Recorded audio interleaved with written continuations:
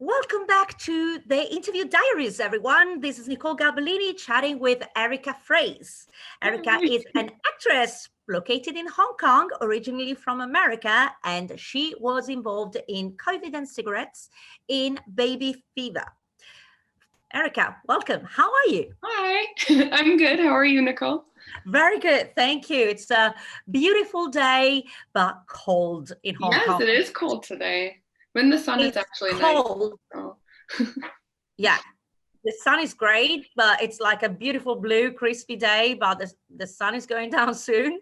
So Yeah. we'll be freezing tonight. After freezing, we mean 7 degrees Celsius. So that's our freezing That's standards. pretty cold for Hong Kong. I mean, in Buffalo, where my family is now, it's been snowing since November, so we really can't complain here, but it is cold. You do need a jacket outside right now. So Yeah, definitely. And it's quite windy as well. yeah. But it's nice for a change.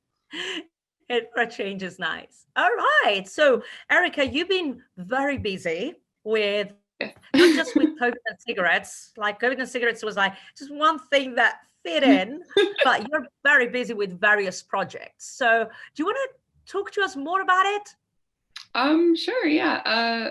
I feel like a lot of freelancers maybe felt like in November was just a crazy month to begin with. October, starting from October on till the holidays is usually like the crazy months for freelancers. So I used to work at a learning center. I quit that to go full time at World Family, where we do singing and dancing shows for kids, which is great because I'm finally doing something in my field, what I went to school for, which I really wanted to do. On top of that, I own my own film company called Color Me Human Productions, which actually I've had some amazing opportunities to work with clients during COVID. So I'm very grateful for that because it has been hard to get things moving. But I have a few clients that I have had consistent work with throughout COVID, which is great. And then just doing freelance castings when I can go to them. It really depends on if I'm the right look and if there's anything available at the time. So I know things have picked up in November to December, even with castings and film work, but before that, it was pretty quiet. That's why I kind of went out there to try to really push some more Color Me Human films and stuff like that, just to stay busy, to build my profile when I can, things like that. And then we had the awesome COVID and cigarettes, which was great to get a chance to work on. There's people from all over the world, which is really cool. I'm sure that was very challenging as well, trying to get everyone's schedule in. I'll tell you what the most challenging thing was for me, because like once we got to that point, I said like, right, guys, you're on Teams now. You know what you're doing? Figure it out. Okay. You figure out the scheduling and everything. Not getting involved with that. But one Yeah. thing that was really challenging, the auditioning. Oh, okay. Yeah. So you had a lot of people auditioning. Oh gosh, yeah. Yeah. Yeah, which is a great, I mean, don't get me wrong, it's a good problem to have.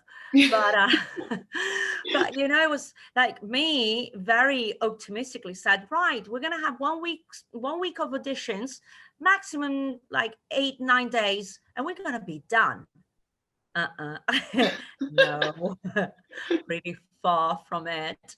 We Yeah. ended up we ended up having, I think, 3 weeks of auditions because people kept sending the reel. And of course, like there were directors like skimming, going through, and they said like, no, I need to see more people. So I'm like, okay, we need to keep this open. We need to keep this going. And 3 weeks later, I was like, anything, guys? It's time to reach a decision. Have we reached a final decision yet? Is Yeah. this your final answer?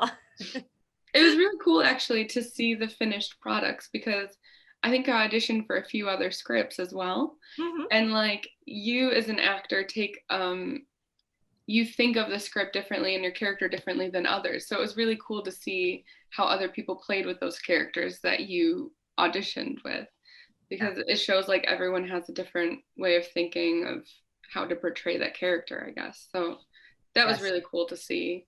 Oh, And it was cool just to get to make it an international thing. I think that was really cool because that's the future of theater, I would say, is this, at least Yes. for now with COVID. So, I mean, we talk to our peers in New York, over the interviews over the last few weeks during the interviews, and most of them are in New York.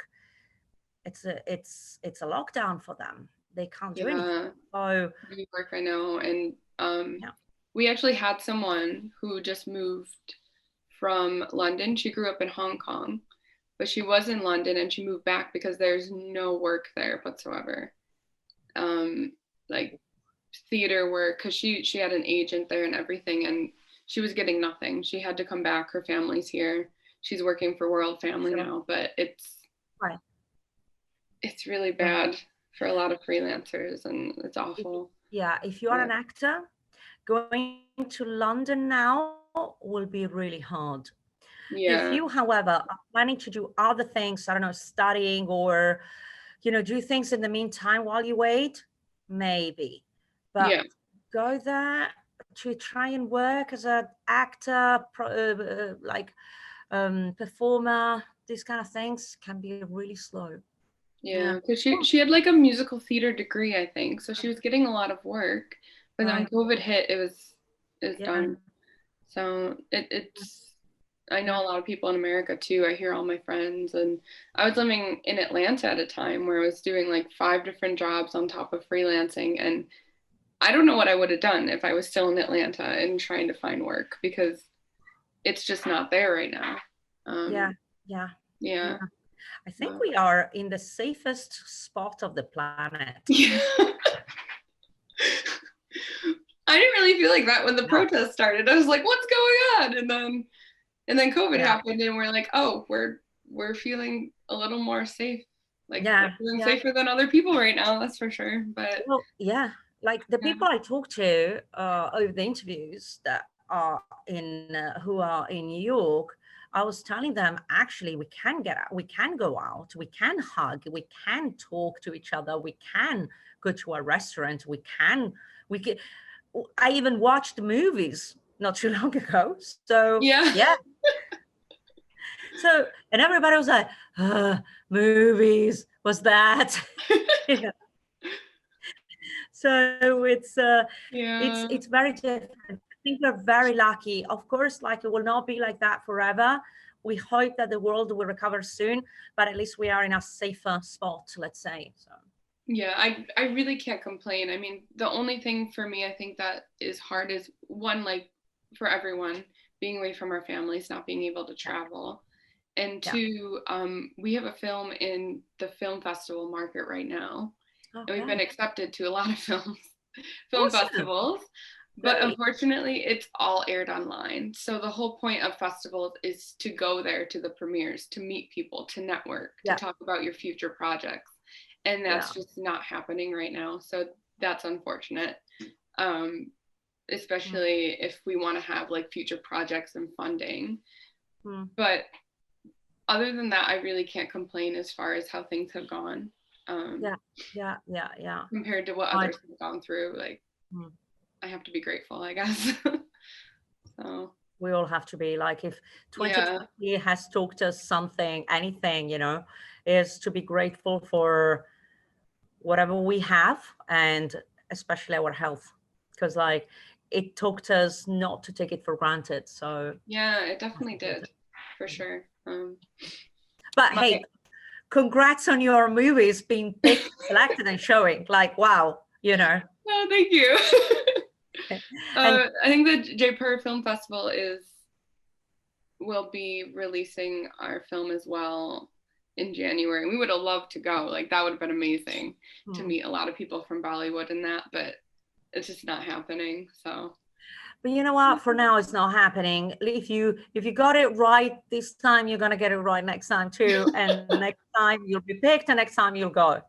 Positive thinking. We want that. yeah. Just building my portfolio, like I said, and working on scripts. So when things do open up more, we can like start going right away at pre-production and right into it, I guess. So Yeah. Yeah. yeah. So let's talk about COVID and cigarettes. Let's talk Okay. about baby fever. Let's talk about the process. You worked in Hong Kong with, well, directors based in Singapore.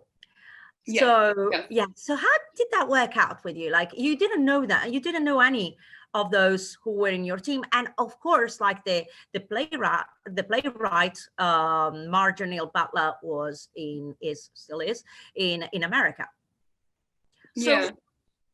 So there was a bit of a mix there. So how did it work out? As far as scheduling, I think we were pretty lucky compared to some other teams because some other teams had like a full separate like different time zones everywhere, and our time zones were pretty good except for Marge who was in America, so that was a little tricky. Yeah, it was just getting everyone's schedule right too. I know me as well as other people had some crazy schedules going on because at the time we didn't have restrictions as much. I think when we started filming COVID, it Yeah, was back and forth, but there were maybe 2 or 3 weeks where everything was open.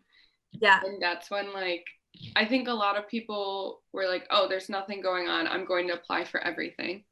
And then everything opened up and then everything was happening at once.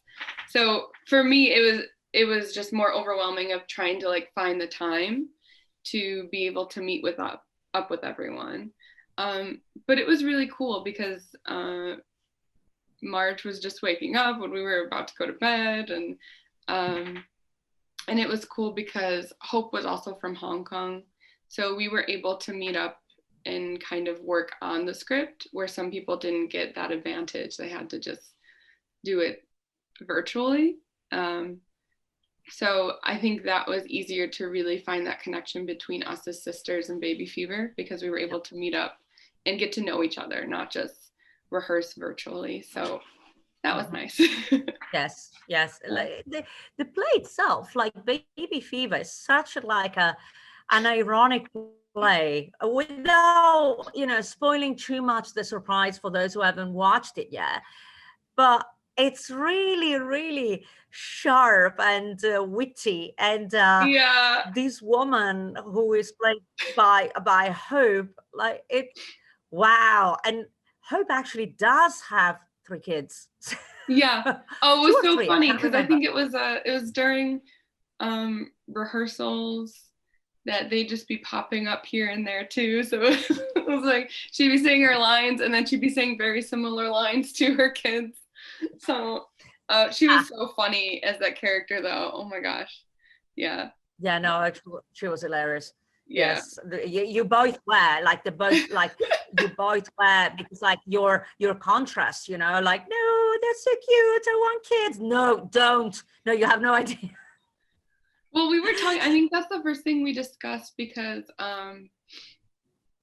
actually our first rehearsal we just met each other and we just ran through the whole script once, and for that it was very tricky to have any connections because we didn't really know each other and we didn't understand each other, I guess. And then we started talking and she could really relate to her character because she has kids and she is in this time of COVID where like she's stuck at home with the kids and has that extra stress.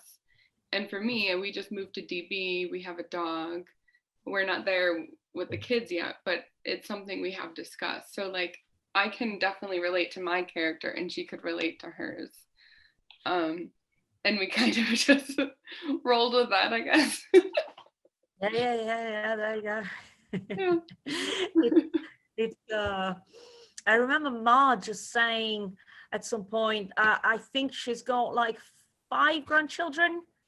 Yeah. She's Oh wow. she's a grandmother now, and she said that the whole idea came from one of her daughters-in-law, um, being very frustrated with the whole thing, COVID thing, and kids screaming around the house. And I don't know exactly where she's located, but I know that in America, space is not an issue, with the Yeah. exception maybe for for New York, but everywhere else in the US, big.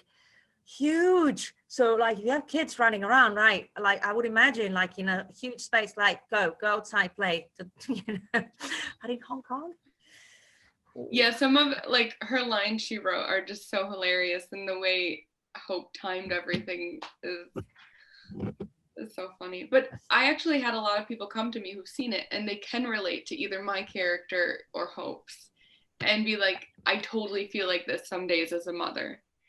And those who aren't, I mean, you can understand if you're not a mother, you can try to understand, but you'll never understand until you have kids and you have you're it. going through that.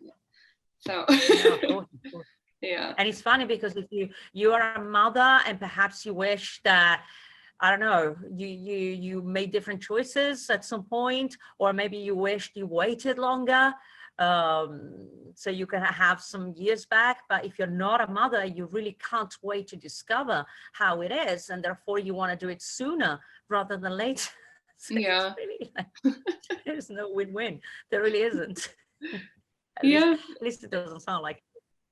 There's always two sides to it, I guess. You know, like the one on one side is wishing for the kids, the other one is wishing they didn't have kids, and there's always grass is always greener on the other side, I guess. But absolutely, yeah. But no, you guys make me laugh a lot. When you, I mean, they're really two highly relatable characters. Like they're really, really, really relatable. So yes, it's really, really well written. So for those who are watching us, for those who are listening to us, if you haven't watched Baby Fever, you definitely should watch it. But while you are at it, also watch the others. But right now we are pushing for Baby Fever. How did you feel like when you saw the final cut? You watched it by yourself, right? Because you weren't at the premiere. You missed the premiere. So how did you, when you watched it, I don't know if you watched it by yourself or with your partner or with your friends, how did you feel? I liked it. Like I enjoyed it. We had a nice time getting to know each other, and you could see that interaction, that connection we've made as actors, and it was great to see like that bond and the way we played off of each other. That was actually a lot of fun to do. Yeah, so I was happy with it. I thought it was a fun one to watch. How was like something that doesn't happen too often, at least not in Hong Kong. How was it to work with the director and the playwright there with you? How was it? That was really cool. Like it was, I don't think I've ever gotten a chance to work with a playwright before. And that was really cool because you got to hear the things that we got to understand why she wrote certain lines or why she wrote this because of her experiences. And we wanted to make that true as we could to her writing and to her experiences as well. So it was really cool. Like we were trying to, it felt like we were trying to tell her story. I mean, of course we found like certain ways that we connected and found certain ways to use those lines ourselves, but it was all about kind of, this is the playwright, she wrote this, we want to do her justice and we want to tell her story. So that was really cool, I think. Yeah, something that doesn't happen very often, and I really wanted to make this happen. And I'm like, we never have playwrights there, or we rarely do. I mean, like when we did Mussolini's Mistresses, I mean, that's a locally written play. So we did have the playwright / director with us. That was awesome.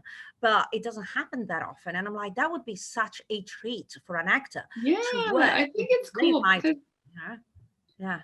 Because you have the director, which, but they're not the ones who wrote it. So sometimes they are. But it's like, you can take as much as you can from a director, but like I think having both the director and the playwright there really was awesome. It was a great opportunity to get to work with both of them, I guess. So yeah, it was cool. That's great. Yeah, something like I took note of that really worked. We need to do that again. Yeah, it was cool to have the playwrights at the auditions too. I was excited about that actually. Cool, cool, Yeah. cool. Yeah. Awesome. Let's talk about COVID-19. So, Erika, you've been basically in Hong Kong for pretty much all year. Yeah, so I've lived in Hong Kong for about 3 years now, but our last trip was we went to India to visit his Yes. family when things were getting bad here, when people started raiding the stores and all the shelves were empty and people were starting to panic here in Hong Kong. So we're like, oh, we'll go to India to visit his family because I'm not getting work and he can work from wherever until they created the rule you have to work in Hong Kong. So that was our last trip, and we actually planned to stay longer. We extended our stay, and we got back like a week before they shut down India. Ooh, and it's been shut down since. So we're very lucky that we got back in time. Yeah. Wow. No, I did not know that. I remember that you went to India, you got masks for everybody because like we ran out and we were like, yeah, no, get us some masks. Yeah, it was we thought it'd be way easier, but we had to go to 10 different stores because as soon as they heard about what was happening in mainland, they shipped like millions of masks out of India just to send them over to raise prices, to earn whatever. But so most of the places were out of masks, or any decent masks at least. So we kind of just went from store to store and collected, and we brought back like maybe 500 masks or so. Oh, wow. Yeah. Okay. But there were certain guidelines as far as what you could bring back while traveling. So unfortunately, that's all we could bring back. I think we started reaching out to people like, hey, do you need masks? And I got like a crazy amount of people asking for it. And unfortunately, we kind of just took the first 10 or 15 that responded because we couldn't promise everyone masks. And I think that's when it started feeling real, like because all of those messages of people saying we need this. But it was that's when people started to stay home more and more because they didn't have masks to go out and they didn't want to risk it. I remember that must have been like February, March. Because we came back like I think at the end of February from India. So I think maybe in the beginning of February here it started getting bad. I think I saw you around Chinese New Year last year. Yeah, it was right after Chinese New Year because I think that's when things started getting bad in Hong Kong, and we're like, well, I can easily take off work and he can just work from there. But then he found out he couldn't. He had to use vacation days and that for it. But it was a nice time. We hadn't seen his family in like a year. So it was really nice. Like we got to spend some time. It was kind of away from the reality of everything going on because it hadn't hit there yet. He lives in a smaller town. His hometown is Nasik. It's about 3 hours from Mumbai. So it's a much smaller town. They didn't even really know what was going on until it hit India the way it did and just put everything on lockdown. But I'm glad we went. I'm glad we got to see them because we don't know when we'll be able to travel. I think we looked into sending packages for them for Christmas. I went to the post office here and they told me they weren't accepting any postage. And they said if we wanted to send anything, we would have to ship it on a boat, and it would take like 1 to 2 months. Like, okay. Right. Yeah, the Christmas present becomes the Easter present. Yeah, exactly. So we're like, okay, I think we'll wait. But bit of a it's but yeah, bit of a wait. He's had some relatives that have passed from COVID, so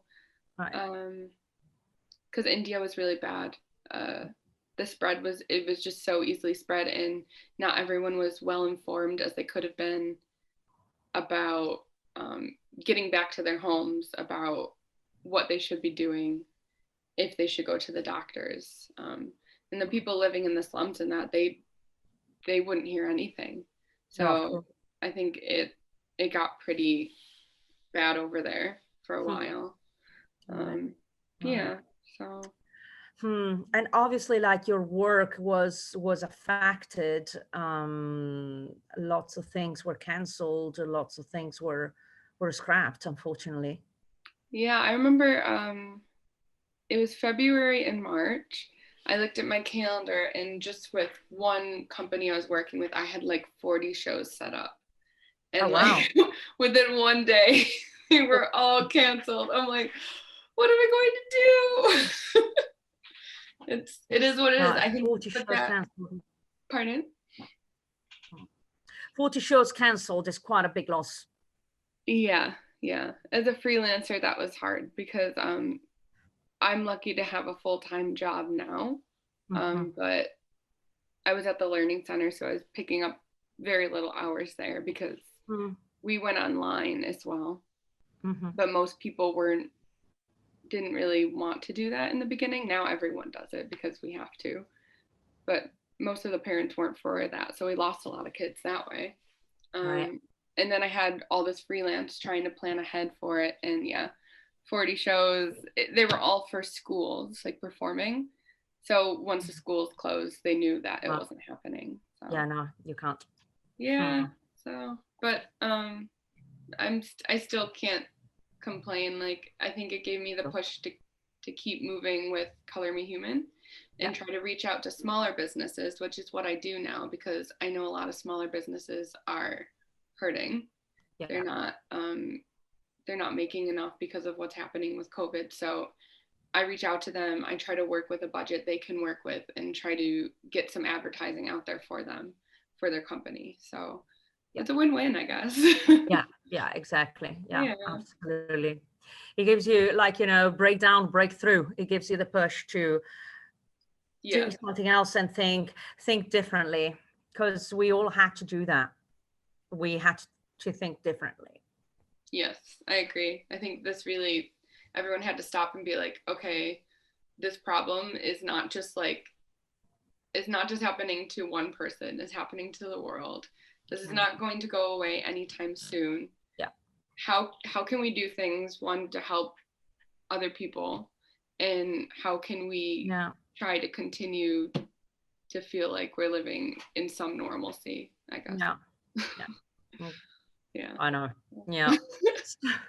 So let's say that one day COVID will be over, right? One day it'll be over, because it will be like everything else. Yes, it will.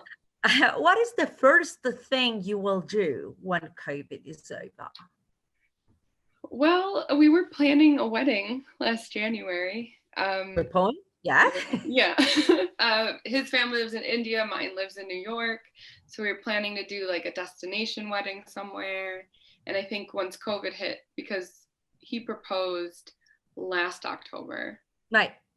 So then that January, we're like, oh, we'll start planning, think things through, what we can do.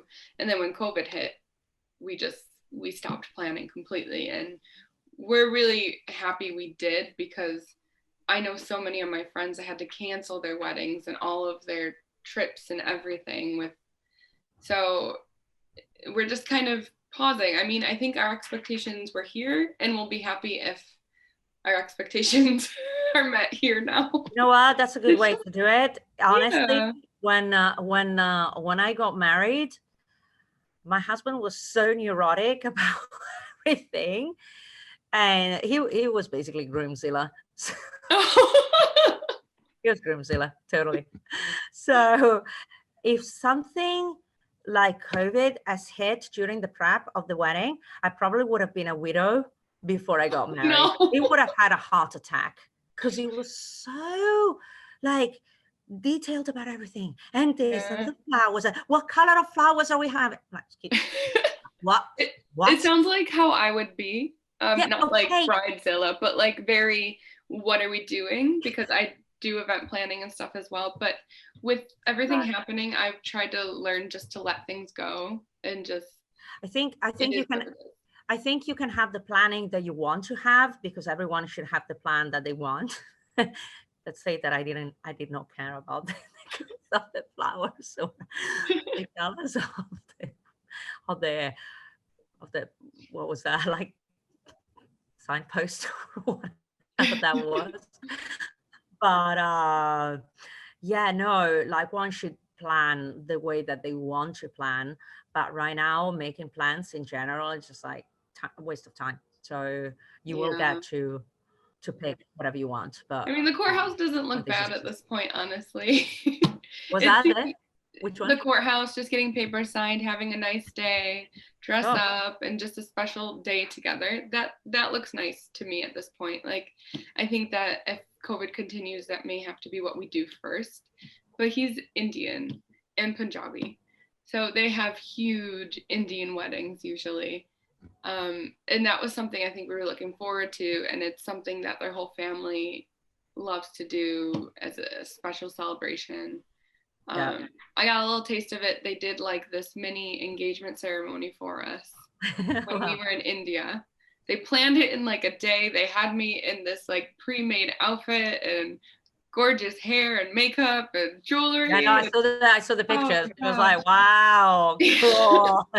I was like, oh, so this is the engagement ceremony. I know. I'm It proud only of I'm very proud of my ancestry. I'm Punjabi as well. Oh, you are? Yeah, I according to didn't my, know that. yeah, no, I didn't know until I took a DNA test. Oh, wow, that's cool. Yeah, 6% Indian, including 2% Punjabi. Wow. Oh, wow. I've been wanting to take one of those ancestry tests Oh, because, that's so much fun. yeah, That's so much fun. Yeah. Jasmine always mocks me because I'm like, I think I'm part Irish and part Scottish, and he's like, you're American. Yeah, but America's made of a lot of things. So Yes, it is. I yeah. agree. There you go. Oh, that's cool. Yeah. Yes. So, Yes. um, Okay. So wedding. Yeah. A wedding wedding, is a good for I'd you. love to, I mean, if we have another film out by then, if we can travel with our film and Yeah. really Sure. network with people, because I have this privilege of having a fiance that's grown up in India, so having those connections and getting to not just do local films but get to fly out and maybe do something in India as well would be amazing. Um, Really. yeah, so those are the main things. I mean, of course, see my family too. We're kind of just waiting, just I think everyone's just waiting, and then That's what it's you going can to be do. a mess trying to Yeah. request off. Everyone's going to request off at the same time. No, it So, would be like, imagine the madhouse the world will be once everybody can travel, once everybody's like free to go. yeah. That's probably the time where I will lock myself in. Yeah, it's going to be crazy for sure. And I'm Okay. sure they'll take advantage of that with raising prices and all that. Oh gosh, yeah. So that's why I'll stay away. Yeah. But we'll see. Oh, Alrighty. So yeah. let's think about plays and playwrights and projects. Like, is there a play or a playwright that you love very much, like a favorite play or a favorite playwright, or some play that you would really, really love to do someday? Um, I mean, I love Neil Simon. I really Okay. like his Yeah. writing. I did Rumors in high school, and then I actually tried directing it myself in college. And then we actually did, with the live play readings Hong Kong, we actually read Rumors again, and I just I like that type of play, the farces, I guess.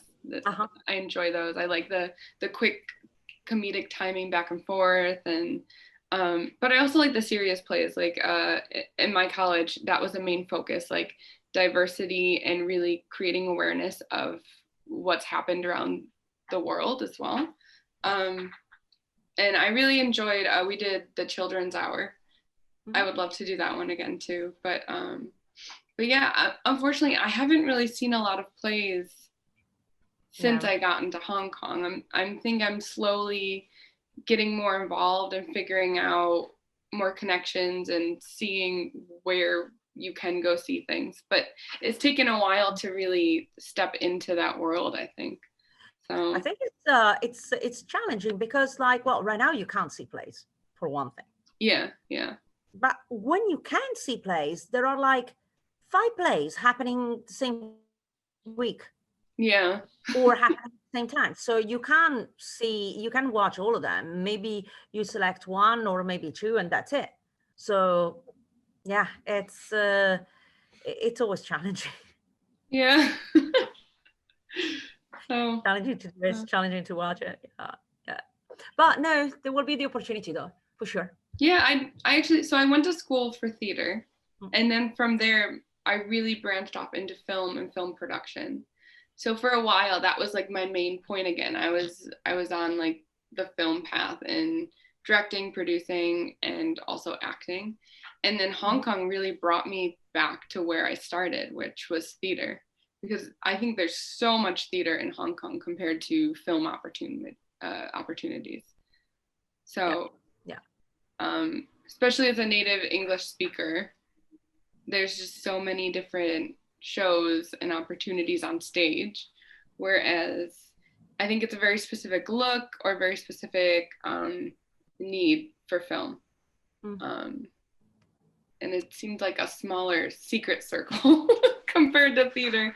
Theater's very open and welcoming to everyone. And I've gotten that since day one of being in Hong Kong, which has been really awesome. Like with you, and I know Rebecca as well. Rebecca has always been, she's been someone who's gotten me involved in everything here. So yeah, but For me, it's funny. For me, it was the other way around. I couldn't find theater. really, I could find oh films and movies, productions and stuff. I've done a lot of work in movies back in the days. They needed foreigners. They just needed foreigners, and okay, especially if you yeah, were blonde, no problem. Uh, yeah. but when it came to theater, I'm like, where am I going to do theater? And yeah, there was very little. Eventually, I found out about the Oh, groups I out. see. Okay. Yeah, it was the other way around for me. So but that was like a long time ago. So things are a bit different now. And with social media, with uh, Facebook and groups and stuff, it's easier. Back in the days, it was a bit more challenging. I think I remember MySpace. I remember Yeah. GeoExpand or all these things like Meetup. We had the internet. I'm not talking about the era pre-internet. That will be prehistory. But even though there was the internet, we had no social media. So we were on our own, pretty much word of mouth, getting to know people, networking. That was very important. Yeah, Yeah. that's a good point, actually. Social media has, I get all of my freelance work from the Facebook pages. Yeah. Like, it's crazy that we live in this world where like Facebook is giving us jobs. It's just really weird. And Instagram, I know when I was in Atlanta, they wouldn't even look at me if I didn't have an Instagram account. It was, Right. Wow. yeah, the agencies there, like you need an Instagram account, you need specific followers. Wow. It's something that you need there now, which is really surprising. And Yeah, yeah, yeah, yeah, yeah. so Yeah. America especially takes Instagram very seriously. I heard yeah. that. Mm. And TikTok has changed a lot of people's lives too. Like Yes. that's We just don't even something. have it. Yeah, I know. I think like we did maybe one or two when we were in like a very short lockdown in the very beginning of Couple of months. By the time I said, right, let me check it out. No, closed. Oh, yeah. okay. Well, in that case. But my sister's a teacher, and so she found her niche as a teacher and would do like videos for teachers and that. And she started Right. going viral. Like it's so Oh, easy cool. if you have the right material and you're going towards a specific group, Uh-huh. it could, you never know what could happen. So Cool. Very cool. yeah, Oh, yeah, I well, guess that's pretty cool. save it for later. Right. Yeah, yeah. So, Erica, is there like a specific project that you've done, that you worked on and you're really, really proud of? Oh gosh. Uh, I mean, well, I would say my film in the film festivals. It's called Father. It was kind of my step into the producer directing field, because it was in Buffalo. I've worked with a ton of people. We have studios there. I mean, not a lot, but it's growing every day. I don't know how COVID will affect this, but I know they're building 6 sound stages there, which is crazy because it's Buffalo. It's a small town, and all LA companies are coming there. But so that's what I was doing. I was working with all these companies. And the problem with that is you're so busy working with the other companies, you don't get to do your own stuff. Mm-hmm. When my fiance and I finally came up with this idea and we just ran with it. We had about 2 months before he left for Hong Kong. So we wrote the script, we went into full pre-production, did auditions, gathered the crew and everything. And we shot the film in 2 days. And then he left a month later for Hong Kong, and I followed shortly after. So we had filmed everything in Buffalo, and part of it takes place in Syria. So it was really cool. We were able to find a location in Buffalo that looked like Syria. Looked like Syria, okay. But on top of that, we found an editor in Hong Kong. So it became an international film because we had crew from all over the world working at that point on the film. So that was something I was really proud of as a director, and really proud of the message of the film. It's about the love two fathers have for their daughters, and they're just from very different worlds, but the love they have for their daughters is what makes them the same. It's a silent film. There's no dialogue. So it just tells a story about these two dads, and it's gone really well in the film festivals, and I guess we've worked really hard on it, and I'm proud of it. So awesome. I guess that's it. That's great. Well, I hope to watch it. I can send you a link. It's private right now, but I'm happy to send it to you. I love the trailer, it's called Father. Okay. It's on our Color Me Human Productions Facebook page, as well as our YouTube page and Instagram. So we have the trailer there, but I'm happy to send the link to anyone who wants to see it. Yeah, I'd love to. Thank you. It makes people cry usually, so. Oh, nice. Yeah, I'd love to watch it. Well, when we started doing it, it was about a message about awareness about people, and just the compassion and love you have, the bond a father and a daughter have together. But it's also about the one dad is a Syrian refugee. So we wanted to bring up that topic of refugees, because at the time that was a big topic when we started writing it. So yeah. Awesome. Well, I look forward to that. Oh, awesome. Thanks for sharing it, and thanks for no problem. Thanks for watching it. For sure.